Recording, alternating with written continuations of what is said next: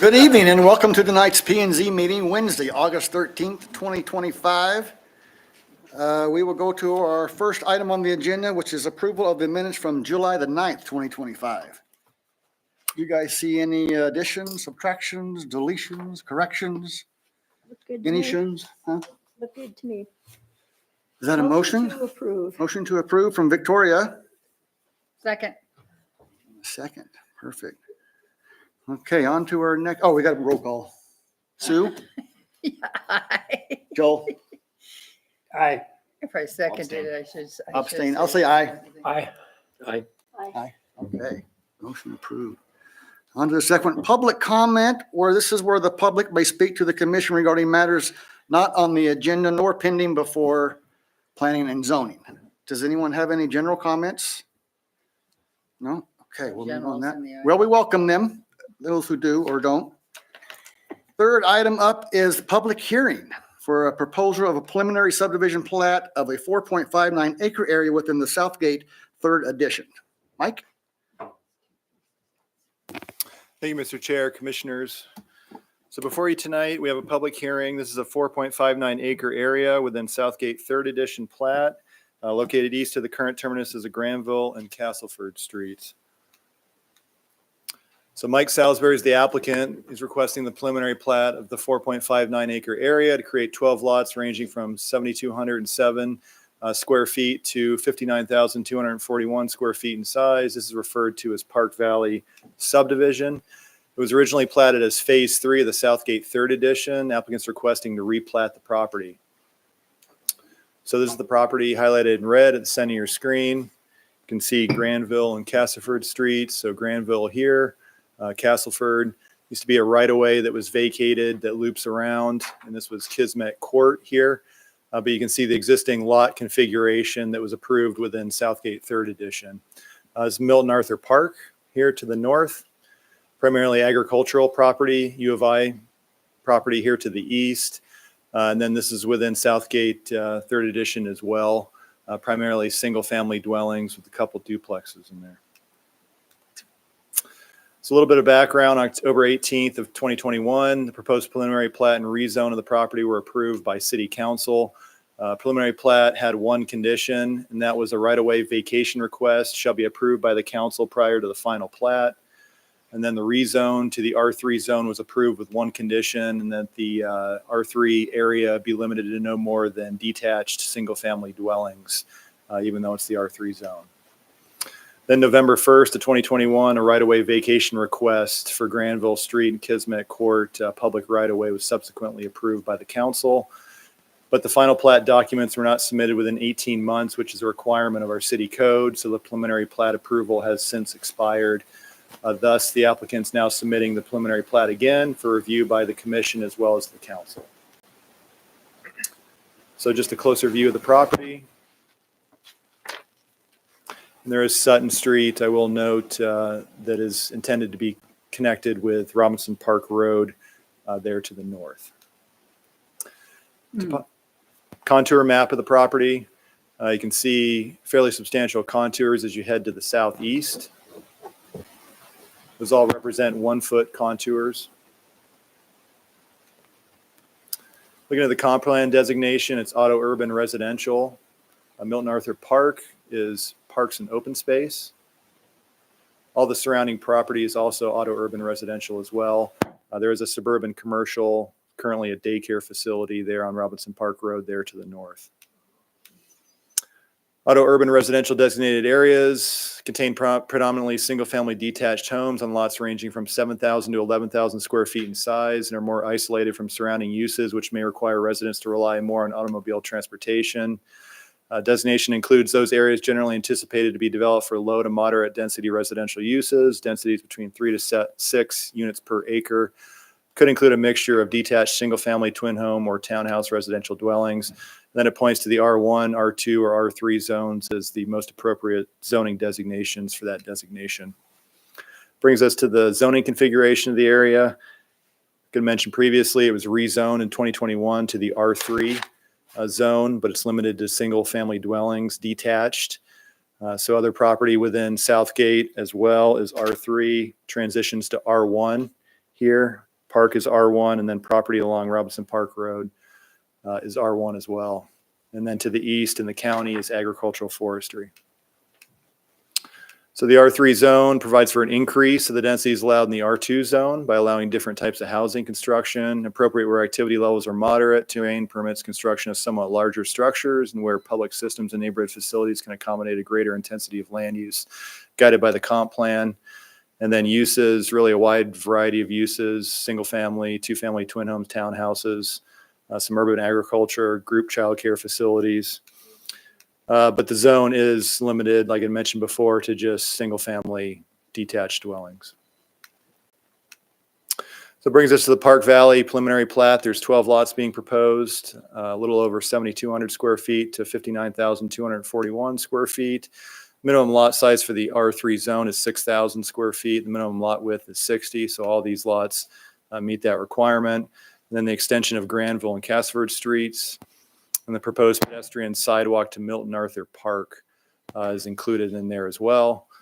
So that brings us to the preliminary plat. You can see the extension of the two streets end up being a T intersection here. And then the pedestrian pathway would be located in between these lots here, which provide access to the park as well. But you can see the plat boundary. We get to the second plat, which is being proposed in this location. But you can see the plat boundary for Park Valley Edition is located here. Also includes, this is the larger lot, and there'll be a temporary fire truck turnaround cul-de-sac constructed at the end of that.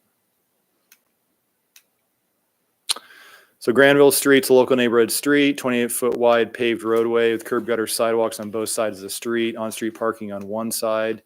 Castleford is a local neighborhood street, 34-foot wide paved roadway, curb gutter sidewalks on both sides, and on-street parking on both sides of the street. Water, sanitary, and storm sewer mains are extended to the property within Granville Street and Castleford Street. Parkland dedications previously been satisfied as part of the Southgate addition. So Milton Arthur Park was dedicated as well as graded and hydroseeded as part of the dedication. So no further dedications required. Staff recommends the Planning and Zoning Commission conduct the public hearing, and upon consideration of testimony received, recommend approval of the Park Valley preliminary plat to council with no conditions, and direct staff to prepare the RCS document. And certainly try to answer any questions you had. Hey, anyone have any questions for Mike while he's up there? Well, since I was on hiatus in 2021 and wasn't part of this the first time, checking that has this changed since the last approval? Was it a PUD before when it was approved? in 21? This particular subdivision is just a plat. The second subdivision that we'll hear tonight is a plat and a PUD. And this is virtually the same as we heard in 2021. Okay, but the first one wasn't a PUD? This one is not a PUD, no. Oh, this one's not. Okay, that's what I was double checking. Thank you. Yeah. Anyone else got any questions for Mike while he's up there this night? Okay, thanks, Mike. That brings us to the public hearing, where we will open it up now and have the applicant come up. Scott. Good evening, Commissioners. Scott Becker, 405 South Washington. Really, I could just answer any questions that you might have, but otherwise Mike covered pretty much everything. The only thing I might mention is the reason that we went with this configuration is to reduce the length of street, just to reduce the cost, try to make it more affordable. So. You guys got any questions for Scott? No, pretty straightforward, yeah. Go ahead, Joe. The topo map shows considerable amount of grade there. Is there going to have to be considerable earth moving to deal with that? Or? Relatively quite a bit, but also with this configuration, we're able to reduce that amount. So that was the other reason to do this. So it's a good question. Anyone else got any questions for Scott? No? Thank you very All much. right. Thanks, Scott. Okay, we'll open it up now for the floor for the public. If anyone's in favor and wants to come up and speak about it, or in general. Anyone opposed want to come up and? I like it. Okay. Anyone opposed? Here we go. Just state your name and your address, and we'll give you like 3 or 4 minutes to talk about it.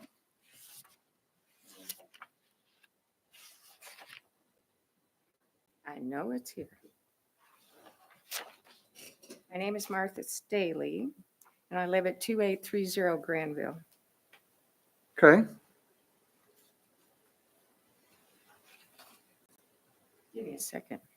Give me more than 3 minutes right now. Time's ticking. Here we go. Okay, the same thing that I said last time with the planning commission is that you guys already made up your minds. It's a deal. However, I am concerned about the water. With all the developments that are going on in Moscow, where's the water going to come from?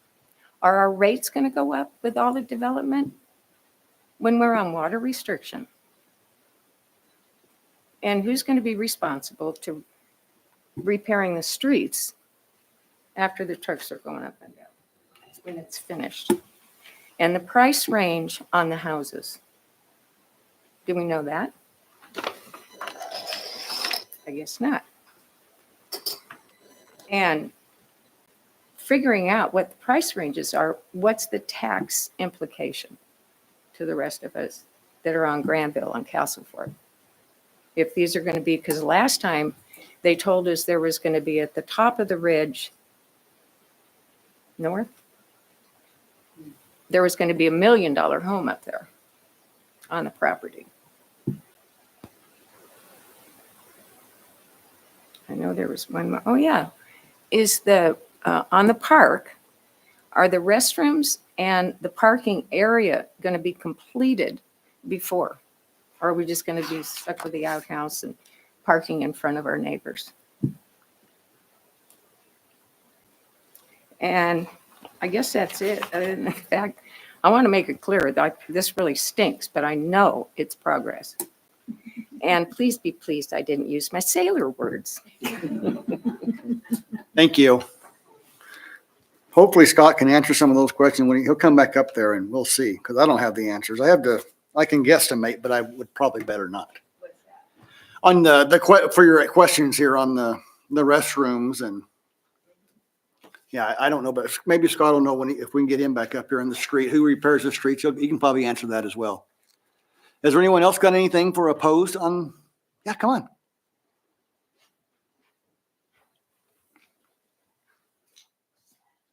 Juanita Vance, I'm at 1112 Chelsea Court. I was not here for the last one. I'm a new resident. My question or concern is just the drainage from the hill and how is that going to come down? Because my house abuts the property there and it's already at the bottom of the hill. And so how is the water runoff from the hill going to be mitigated in order to prevent, flooding and excess water on our properties at the bottom of the hill? Mm-hmm. And then, of course, there's always a concern about the grading that's going to need to happen for those of us that are sitting right there at the bottom in terms of protecting our properties from all of that, because it's an uneven and pretty steep property there. Sure. So those are my two main concerns. Okay. Well, hopefully we can address those. Anyone else? Yeah. Hi, Cindy Wyland, 2909 Granville. I have much of what they have said also, so I'll probably just repeat it and apologize for the glasses. I'm in between.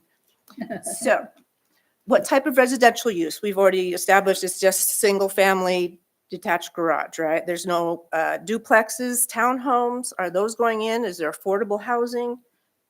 Don't know. Target price for sales of units. That would be nice. Taxes. The use of the roads and who's fixing them. I didn't even think of that. Thank you, Murray. Anticipated start of construction and the completion date. Just whenever, however. How is this different from what is planned already? We have one giant one, now it's two little ones to make one giant one, and I understand more affordable for the roads, that's good, that's good. But why two now instead of one giant? And I believe it was 20 spots and it'll probably be 20 spots again. The park system down below, we were told unofficially that they don't have underground electricity to the park, that it's clear view or clear water and it's overhead. Will all of this new development be underground or overhead electricity? Snow melt was really bad. I got videos. If y'all want to see it from this last year, it wasn't that bad the year before. And with these new homes, there's got to be something, please, set up for that. And I'm getting nervous. I am so sorry. I have no confidence in the city council in supervising this project when they cannot get my address correct. Last month, we had to call 911, 2909 Granville. No, doesn't exist. Where are you? 2909 Granville. Can y'all just get it together and get the streets and addresses correct before you start adding 20 more? Thank you. Thank you. Okay, anyone else? Perfect. City changed my address. My name's Denise Morgan. I live at 2805 or 2905 Granville. City changed my address and they just have not fixed it. My concern is I live next to Cindy, next to the park. And especially in the wintertime, they literally double park in front of her house, in front of my house. Is the city going to address the park issues before they put in all these structures? And I have a lovely view of an outhouse out my front window. So I would love to see the city put in a bathroom somewhere other than out my front window. I mean, are you going to fix the park and put in parking before you put all this in? That's it. Thank you. Taking notes over there? Okay. Anyone else? Anything? The applicant, come on up.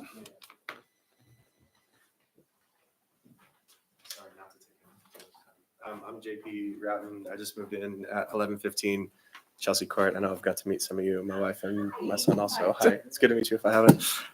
We love the neighborhood. It's a blast. We're having the time of our lives. It feels like one of the strengths is the families that we've met. It's a relatively affordable neighborhood. And I think part of the reason that it's that way is because at least when I bought my lot, there were some HOA requirements that we were met with. And I think maybe we might be able to figure out the answers to some of those questions if we were also, CCNR, sorry.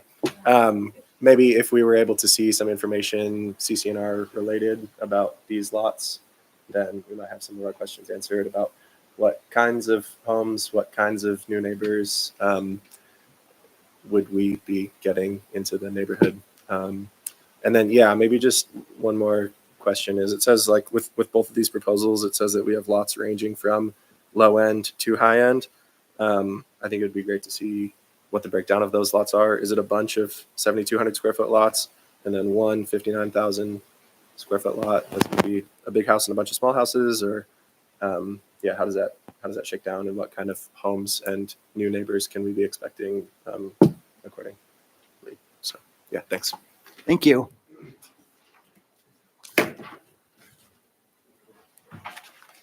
All right, anyone else that wants to come up? This lot? Scott, you want to come up and give it a shot, man?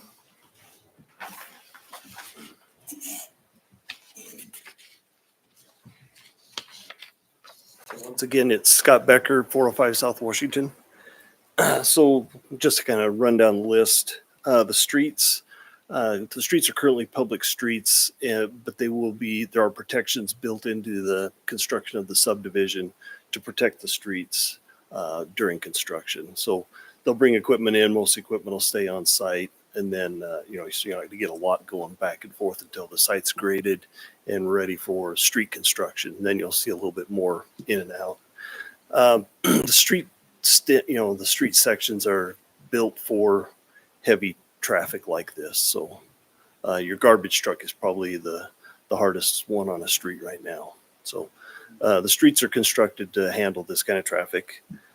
The cost of the lots and the homes, that's really a wild card. When these lots are available, whatever home will fit on there is up to the builder or the homeowner to decide. So really, I'm not going to throw a number out there, say $1 million home, Rich could probably attest that trying to keep up with prices right now is a little bit insane. So just whether it's construction or selling. So the market's a little volatile right now, but hopefully it'll stabilize some.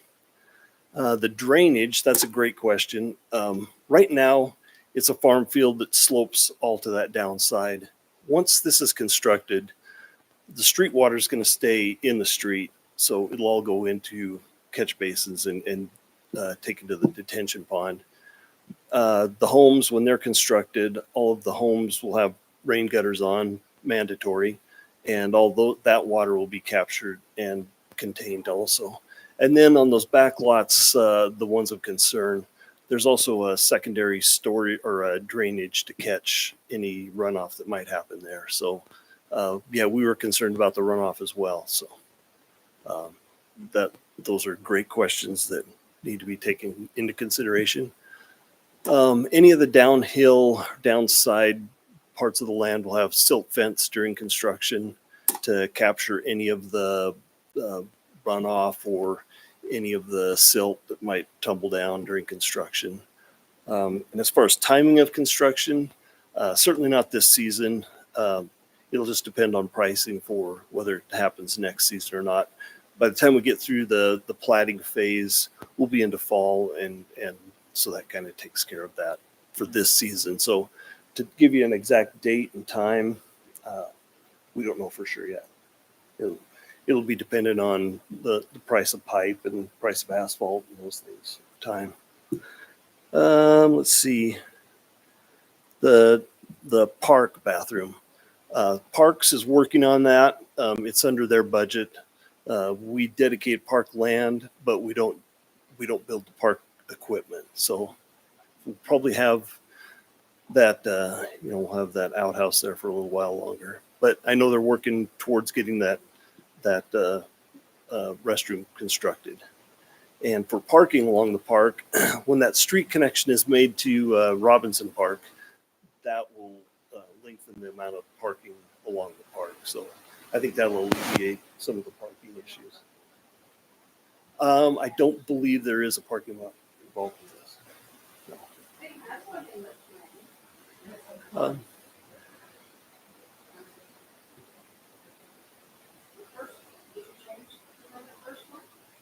So there might be a couple spaces there at the end of the street, but it was all a part of the street parking. You guys aren't required to give parking for parkland. You just put the parkland for the residents around there to walk to it. To develop. The CC&Rs haven't been developed yet.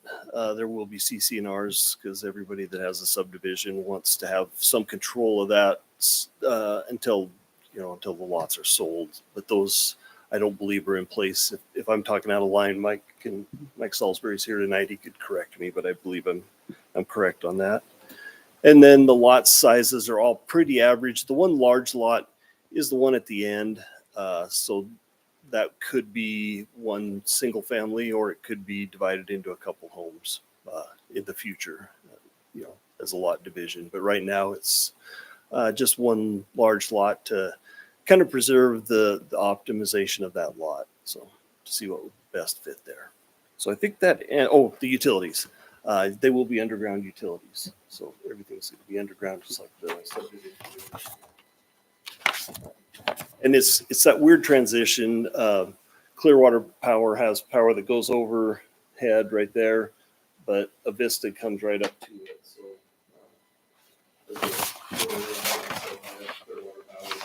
Avista is everything in town. So it'll be Avista Power. All right, thanks. That answers most of them. If I You guys missed have any questions for Scott while he's up there again? Any something new pop in? No? All right, thanks, Scott. Appreciate it. Okay, with that, we will close the public hearing and have a discussion amongst the commissioners here. You guys got anything to add or?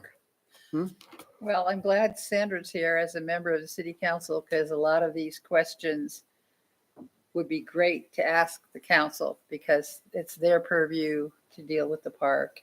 And of course, you have to have outhouses for construction, but that part and any of those things actually would be really good to bring up at a city council meeting, especially the taxes.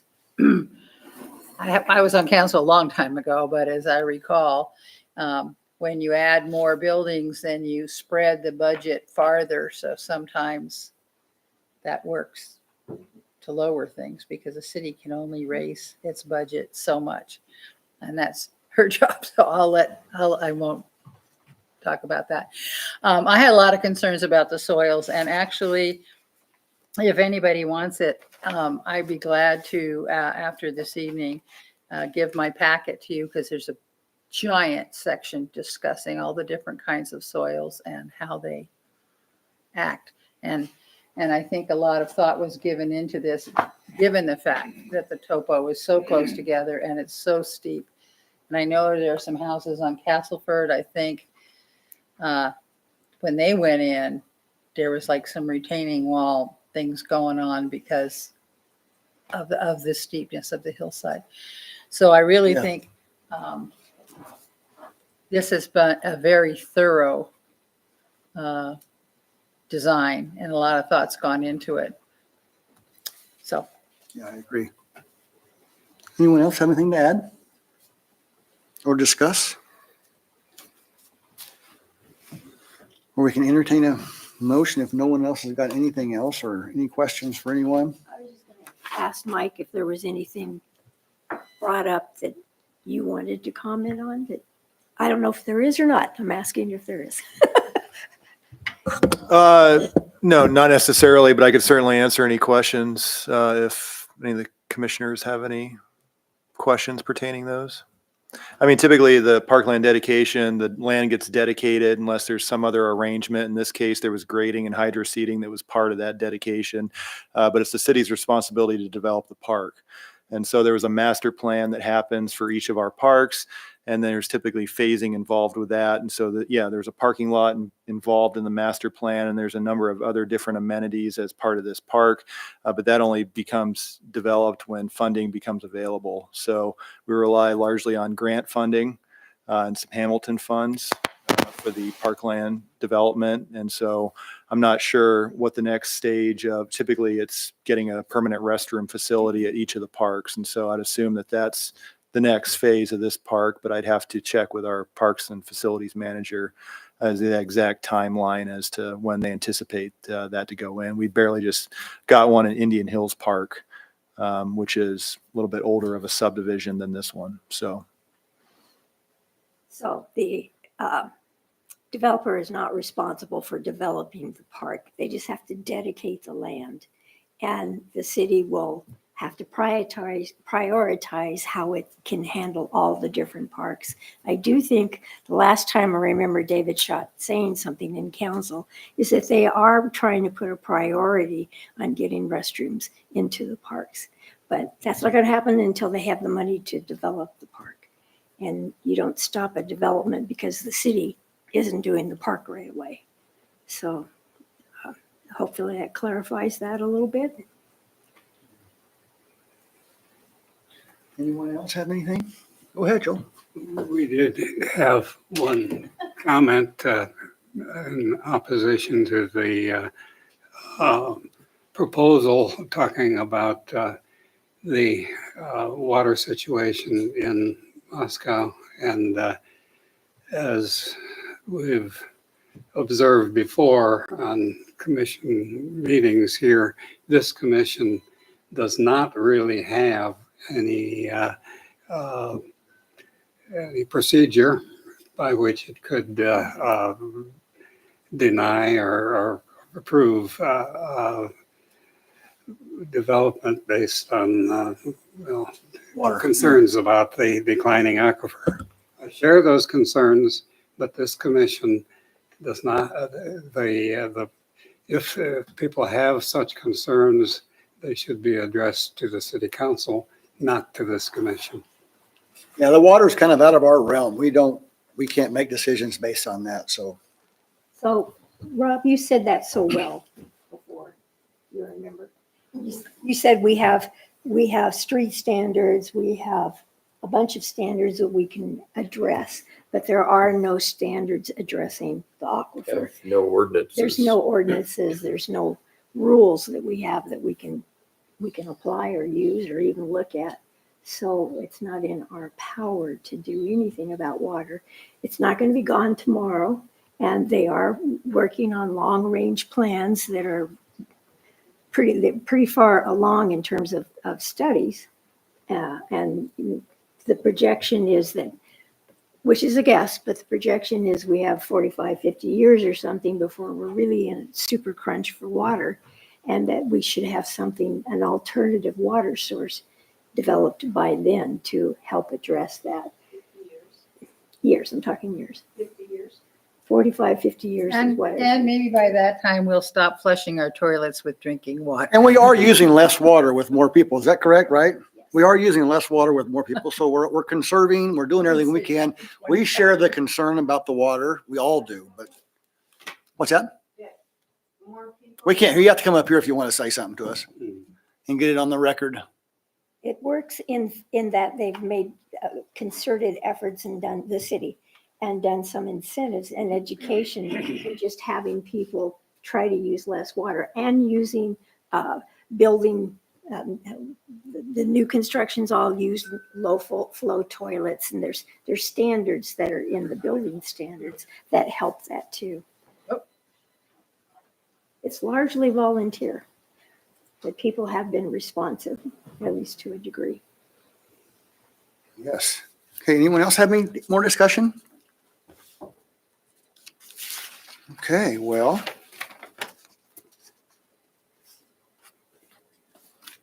I think we entertain a motion. Does anyone entertain a motion or want to say anything else? Somebody jump on it. I'll move to approve. Thanks, Rob. I have a motion to approve. Second. And I have a second by Nels. Victoria? I Rob? Aye. Aye. Richie? Joe? I Aye. All right, motion moved. would say that this was brought up before, so it came before us before and came before the council before. So if it feels like it was a little short tonight, it's been vetted previously. heard all Yeah. this before. It's not all new. And directing staff to prepare a relevant criteria and standards document. We need a motion on that as well, right? So move. So moved. I'll Do I have a second? Richie seconds. Okay, do I need to vote on that too? Yeah. Sue? Aye. Joel? Aye. Richie? Aye. Aye. Aye. So bring those things up to city council meeting. Yes, by all means. Okay, number 4 on the agenda, public hearing, proposed preliminary subdivision plat and plan unit development of a 2.97 acre area within Southgate, 3rd edition. Thank you again, Mr. Chair. So this is the property directly to the south of the subdivision we just reviewed.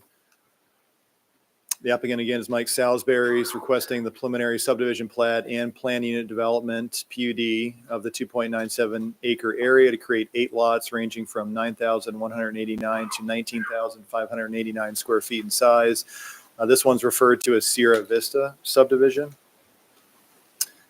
It was originally platted as Phase 3, as I mentioned previously, of Southgate 3rd Edition. The applicant's requesting a replat and a PUD on the property.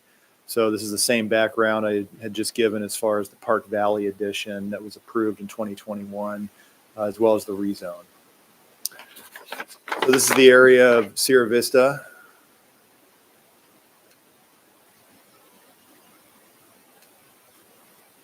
Topography map again. And then once again, auto urban residential for the comp plan designation for this property as well. And part of that R3 zone that was limited to single family detached dwellings as well. So we covered that. Brings us to the preliminary plat for Sierra Vista, 8 lots, as I mentioned previously, 9,189 to 19,589 square feet. 6,000 square feet is the minimum lot size and 60 feet is the minimum width. That includes the extension of Castleford Street and a private street with a hammerhead turnaround at the end of it. And then the PUD contains 8 single-family dwellings. There's 6 building plans that have been submitted, dispersed amongst those 8 lots. So those range between 860 and 4,319 square feet for the floor area. Setback requirements within the R3 zone are 15 feet in the front, 5 feet minimum on the side, but both sides have to equal 15. And then the rear is 20. As part of the PUD, the applicant's proposing a 10-foot front setback to accommodate for challenging topography on this property. And the PUD base density for the R3 zone is 9.5 dwelling units per acre. 2.7 dwelling units per acre proposed density for this project. And so there's no density bonuses that are required as part of the PUD. Brings us to the preliminary plat PUD for the Sierra Vista. So you can see extension off of Castleford Street. It's a private street, so it's 20 feet in width with a sidewalk on one side of the street and then ends in a hammerhead configuration.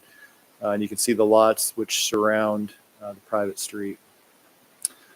So this is the PUD site plan. You can see approximately the building footprints there for the single family dwellings and then the private street and the hammerhead here. So these are the house plans that have been submitted. So they really range in size. This is the first one. And here's the floor plan. So this one's 3,163 square feet in size. The second one. This one's 4,319 square feet in size. The third is 2,800 square feet. The fourth is 3,900 square feet. And then the smaller lot, this is the floor plan. That was the smaller, I think it's 980 square feet in size floor plan. And then there's another floor plan as well. So Castleford's 34-foot wide paved roadway, curb gutter sidewalks on both sides of the street, parking on both sides. And then the private street mentioned previously is 20 feet in width with sidewalk on one side. And then the extension of the utilities comes from Granville Street as well as Castleford Street to serve this property. Parkland dedication, we'd mentioned previously, has already been dedicated. So staff recommends the commission conduct the public hearing and upon consideration of testimony received, recommend approval of the PUD with no conditions and recommend approval of the preliminary plat with no conditions. And then direct staff to prepare the RCS documents. And certainly be able to answer any questions you have. Okay, anyone have any questions for Mike on this one?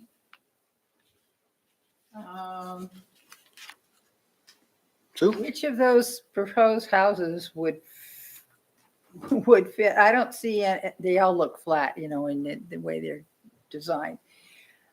How would you put those against those, which ones would fit against those really steep grades? Because this is where the topo lines are all blended.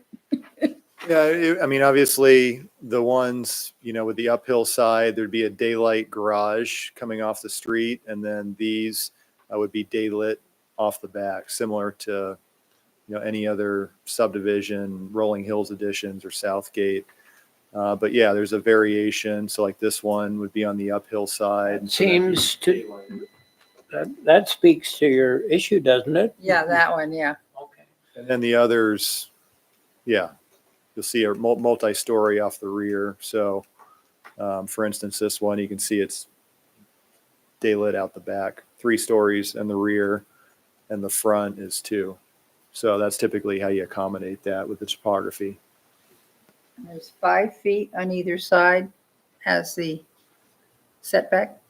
Yeah, it's a standard setback, essentially So- citywide. So those houses could be 10 feet apart.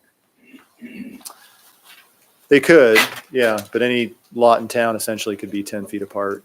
Yeah, just.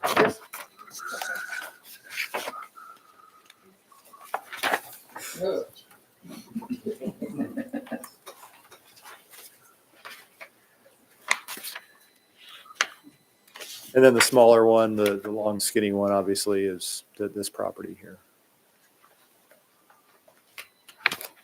Okay. Anyone else got any questions for Mike? Go ahead, Joel. I'm pondering the hammerhead.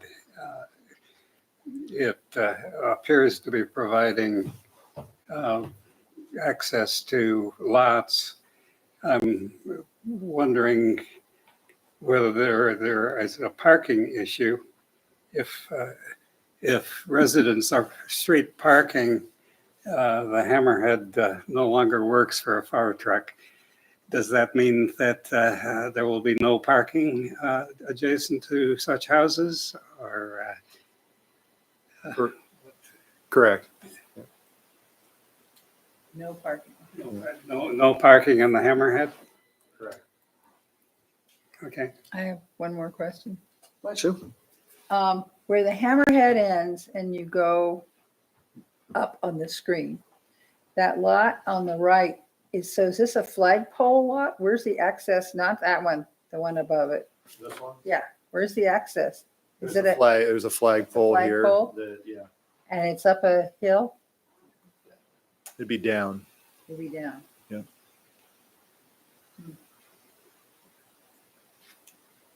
Oops.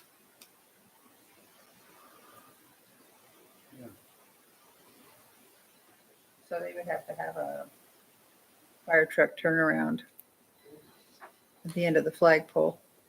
It wouldn't exceed 150 feet, and that's why they have the location of the building footprint located there. So as long as the drive doesn't exceed 150 feet, they're not required to provide a fire truck turnaround. That's why the street was required, because it extends longer than 150 feet, and that's when you need a fire truck turnaround.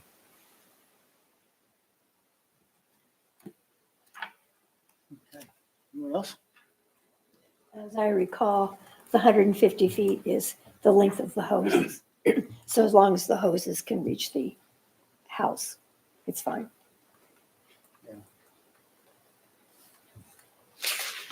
Okay, anyone else got any questions for Mike? Are you up there? All right, thanks, Mike. Okay, next we will open the public hearing for this particular one and call again the applicant.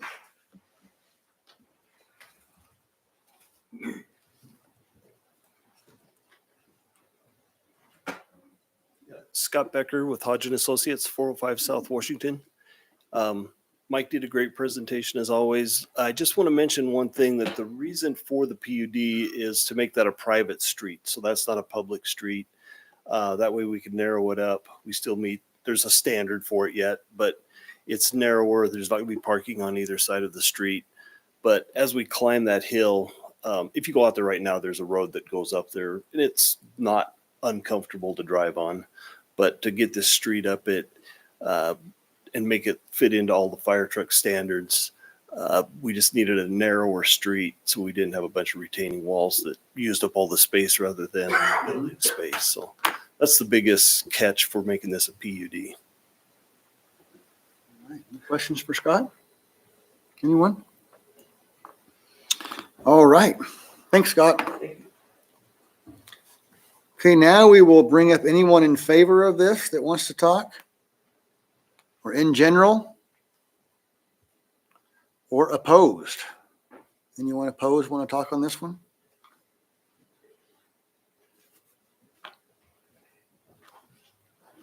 Cindy Wyland, 2909 Granville.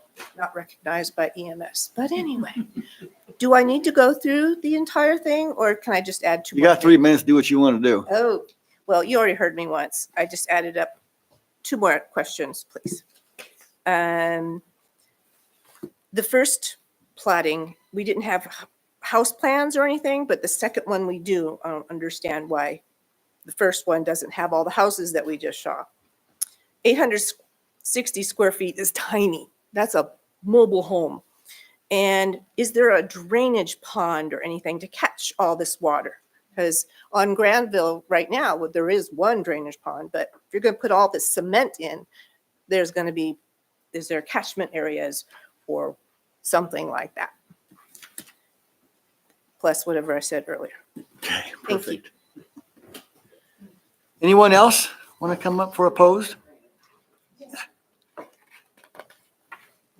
Debbie Billing, and I have a real address, 2721 Granville Street. Everything gets What there. is your address again? Huh? What's your address? 2721 Granville. Okay. Yeah, the drainage is a big deal to me because this year we are right next to the drainage and everything just came down and ran through our yard. It flooded our yard. The nice thing is it's graded away from our yard, but what ran through our yard into your drainage eroded. Part of your drainage is eroded already from what happened this year. And I'm glad it didn't erode our property, but drainage is a big deal when you start getting on those steep hills. And I just pray that you have a really good plan for your water. I know last year was a heavier than normal year because we lived there without the drainage the other 2 years that we've lived there. But this year was pretty severe. And so when you start adding more people in, mitigating that drainage is major. Yeah. So anyhow, thank you. Thank you.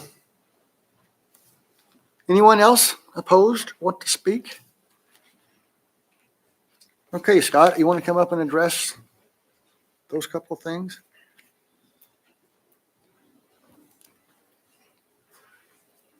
All right. So the reason for the houses on this one versus the other one, the PUD or the planned unit development, the city requires that you specify what you're going to put where. And that's all part of, people want to come across and do a PUD, do a narrower road. And the city doesn't want to be stuck with, well, what are you going to put on there? It's like, we'll think about it.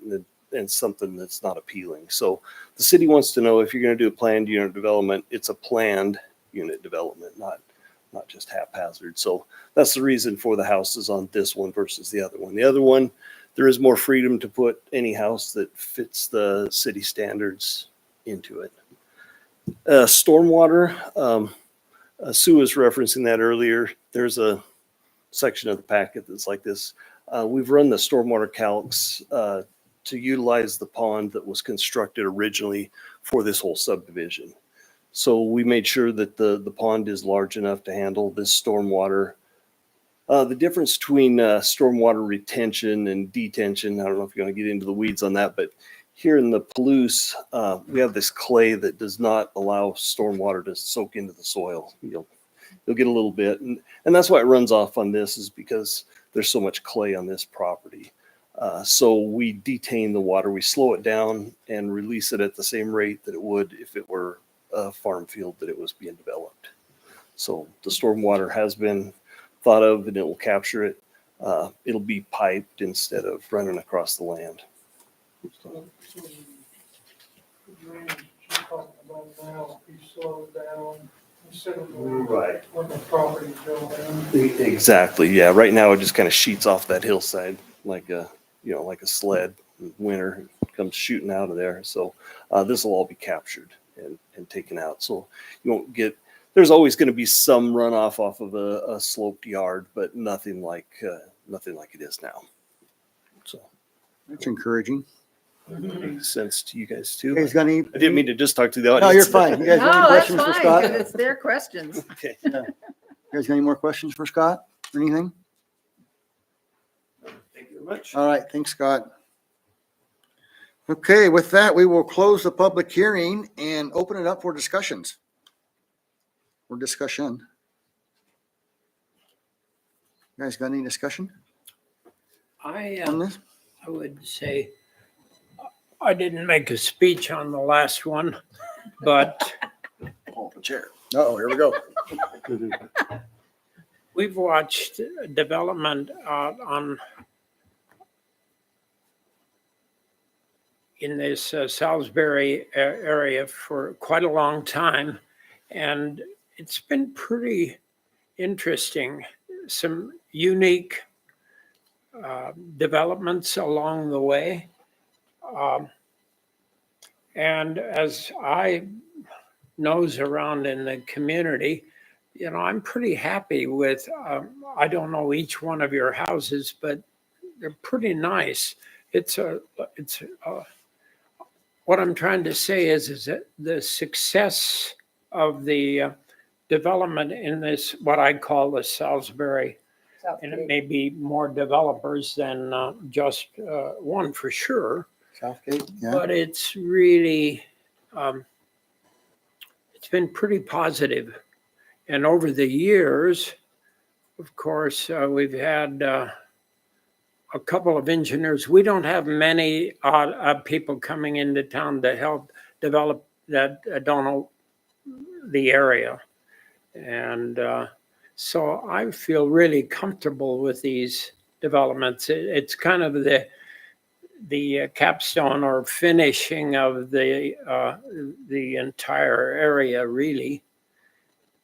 And while, yes, I live in an old section of town that was built 150 years ago, still, I think one of the things people need to remember is that soon as people plant trees and things start to fill in, it changes the whole aspect. Imagine what it was like on some of the other newer developments in town that were in steep areas. And if you see after 20 years, the trees have grown and the shrubs and the ability to handle water. And I'm absolutely certain that some of you will be irritated during the construction. It's hard not to be. I've got some construction going on right next to my house right now, and yeah, there's noise and there's dirt.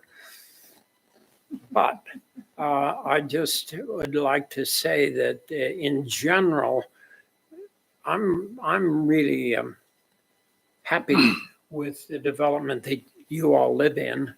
And I think that just the nature of the homes is quite attractive.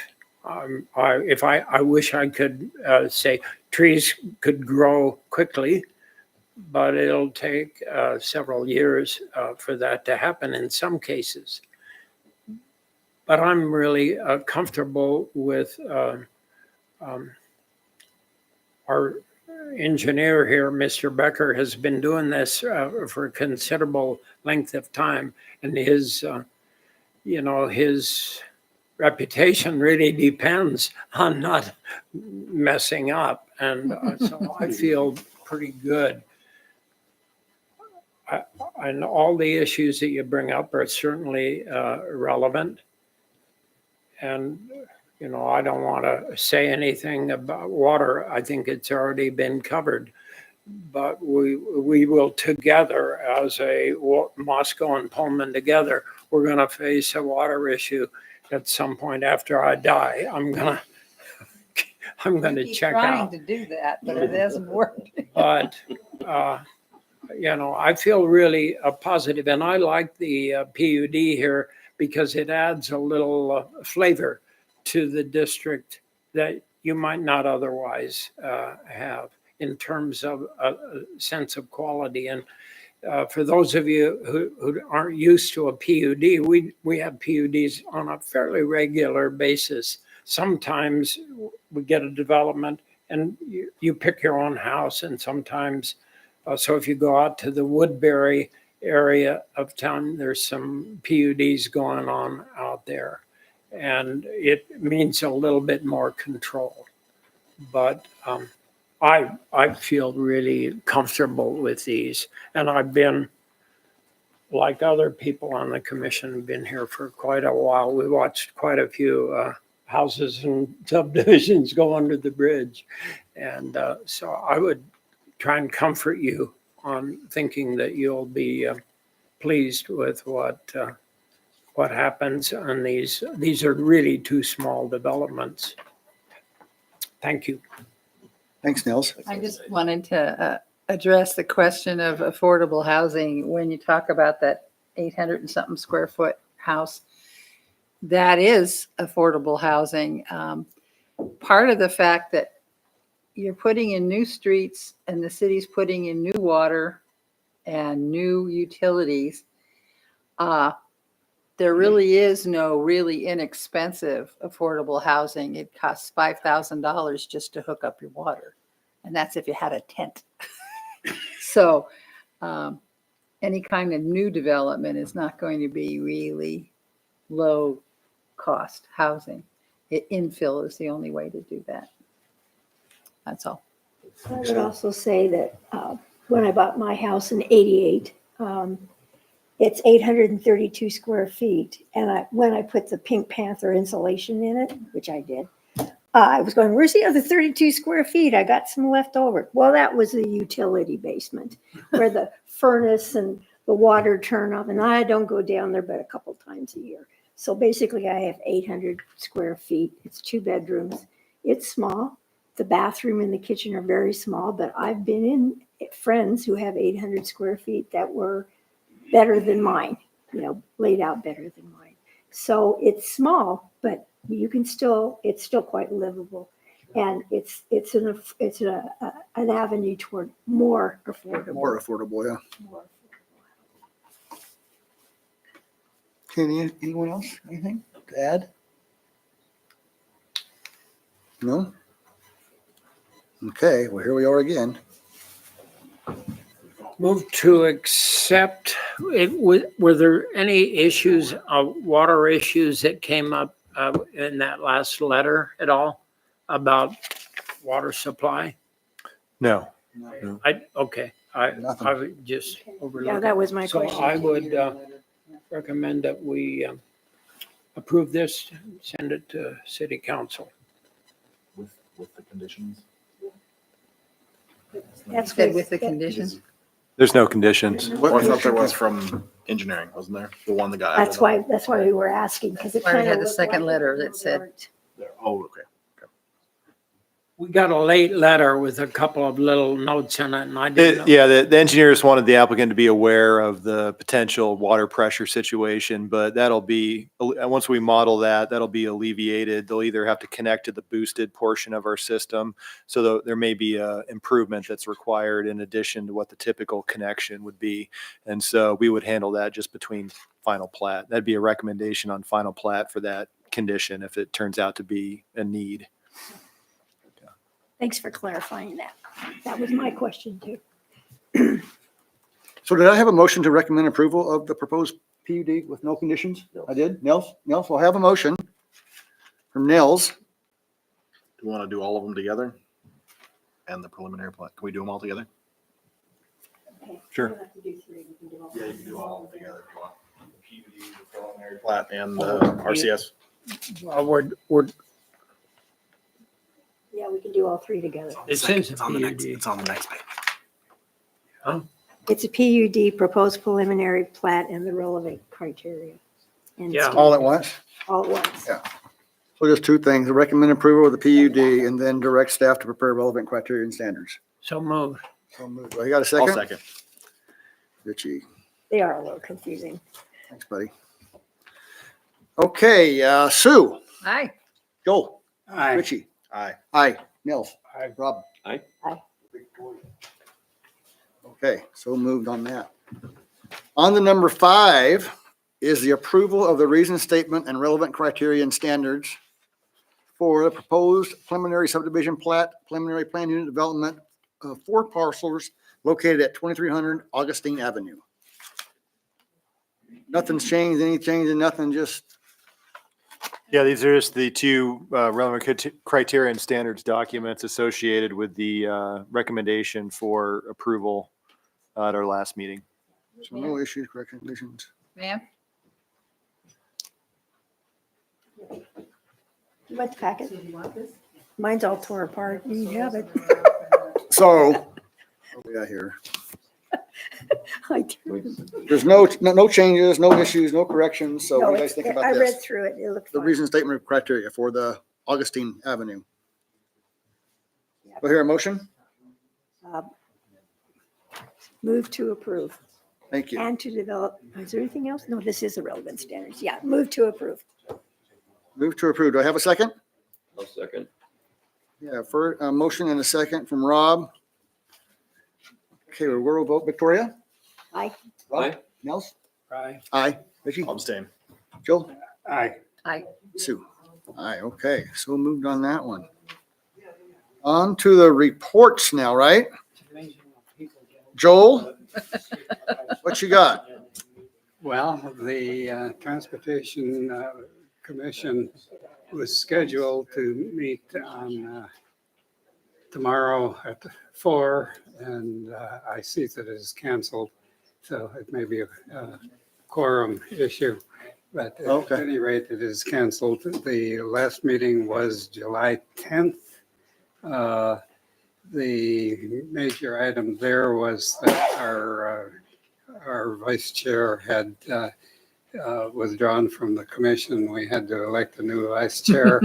And we had for the rest of the meeting, a very wide ranging discussion of all sorts of transportation issues. But and mainly it was in preparation for our booth at the Moscow Farmers Market. Oh. So All right. Perfect. the meeting beyond that, I'm not sure. Well, we'll just wait and see then with anticipation here, huh? Okay, Mike, any announcements? None from staff, no. How about upcoming meetings, events? 27th, looks like? Yeah, I think it's likely we probably cancel that meeting. cancel but that one? we'll- All right, does anyone have anything else for the good of the order? Oh, look at that. Huh? Right? Anyone else have anything? Nope? Okay, we'll adjourn then. Thank you guys for coming.